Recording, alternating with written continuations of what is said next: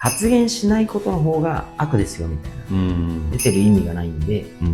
発言はしてほしいですよね。あんまり非生産的なメンバーがいるんだったら外しちゃいますし。こんにちは。このチャンネルでは今の時代に通用する組織づくりや育成術などを話しています。ぜひチャンネル登録をお願いいたします。今日もお願いします。はい、お願いします。はい。今日のちょっとご相談がですね、最近僕のチームメンバーの中でちょっと発言しない人が増えてきてるなっていう印象を持ってて、会議でも沈黙が目立つんですよ。こういう状況ってやっぱり問題なのかなと思ってちょっと森社長にいろいろとお伺いしたいんですが、まず発言しない社員の根本的な理由、要因ってどういったところにあると思いますか？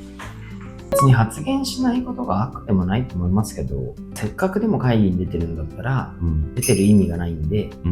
発言はしてほしいですよね。でもそれ参加者だけの責任じゃない気もしますけどね。なんかそういう発言しやすいような場とか雰囲気の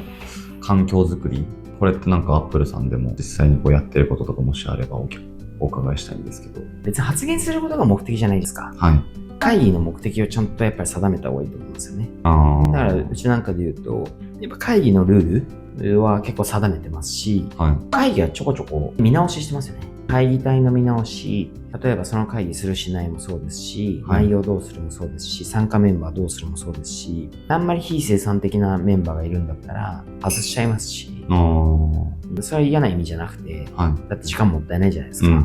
だからやってることとしては会議体の見直しは結構3ヶ月に1回ぐらいやっぱ意識的にやりますし、あとは会議ミーティングルールみたいなの作って、基本それに沿ってやるようにしてますし、要は何らか目的があって発言をしてほしいときは別に聞きますよね。別に意見がないならないでもいいんだよっつって、とりあえず聞いていっちゃいますよね。なるほどですね。性格的に控えめな人もいるじゃないですか。そういう人にはこうどういうふうにアプローチしてますか？控えめだからどうだこうだとかっていうのは関係ないので、意見があるかないかで言うと、先ほどの聞いていっちゃうんですよね。聞いてく。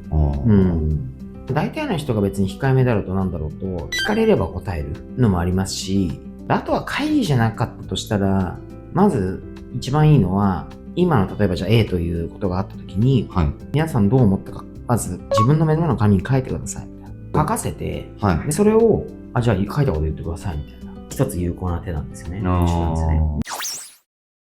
その会議って基本うちは3つにしていて、決める会議、要は決議する。やるやらないとかね。で次に報告、あと協議、相談みたいな。会議って言ったらもうこれ3つしかないですよねと、基本。だから決めるんだったら決める。決めるっていうことは別にもうある程度物事できていて、最後ジャッジの段階なんで、あんまりにもその決める段階でなんか決められないような状況があるっていうことは、その情報が不足しているか決定をするロジックが明確でないかって話なので、それは決議できなさそうだったら先送りにするとか、次また持ってきてくださいみたいな、報告は報告だけなんで別に言うだけだし、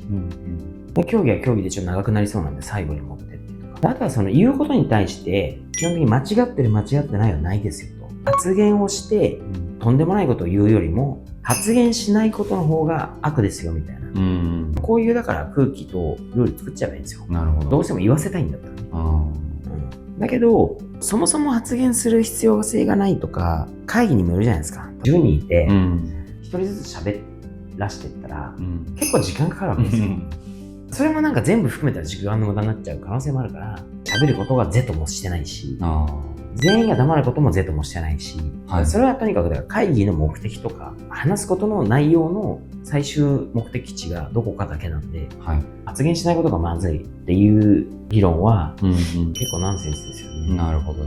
ただそう喋らせたいんだったら、さっき言ったようにこっちから聞いてしまうとか、書かせてそれを読ませるとか、そういうことをすればいいんだと思うんですよね。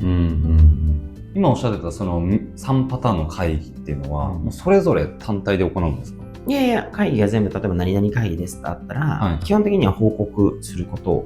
で大体アジェンダ決まっていて、決めなきゃいけないこと、決議事項で協議事項つって基本全部あるパターンもありますし、協議だけの時もありますし、決めるだけの時もありますし、そうですね。やるだけかな。必要ないと思ったらすぐやめるし、見直してやめるし、この参加者、必要だな、必要じゃないなと思ったらすぐ変えちゃうし、内容も変えるし、スケジュールも場合によっては変えますし、形式だけのやらなきゃいけないからやってますっていう会議が結構微妙になっちゃったので、そこは臨機応変にすぐにこう見直せるようにしておけばいいんじゃないかなと思いますけどね。そうなるとやっぱテーマにあるような発言しないは本当に悪なのかっていう問いに対しては、悪とかそういうのじゃないと。何なんですかね。なんでそういう発言が出るのかわかんないけど、発言させたい、意見を聞きたいというんであれば、意見を聞きたい会議、みんなの意見を聞きたいんだよという会議とか、みんなに意見を聞く必要があるべきもので発言しないことは、やっぱりあんま良くないことだと思いますけど、でもそれは発言しない仕組みになってるかもしれないし、例えばこっちからしたら、僕もだから会社を除いて言うと、主催者側になった時、ファシリテーション側とか、自分事になってる時って、なんでこう意見くんないのって思っちゃいがちですよね。でも逆の立場で、なんか正直僕がファシリじゃなくて、僕の会社でもなくて、会議に参加した時に、正直喋んないこともあるなと思うんですよ。なんで喋んないのかなって思うと、めんどくせえなとか、どうでもよくねそれとか、だから一つは自分にあんまり関係ないとか、これってみんなで話す必要あるって思っちゃうと、能動的にいかないわけですね。だとしたら僕ってその会議いなくていいんじゃないかとか、もしくはいなきゃいけないんだったら、もっと簡潔になんかできないのかとか、あるじゃないですか。そういうのがすでにブラッシュアップすればいいですし、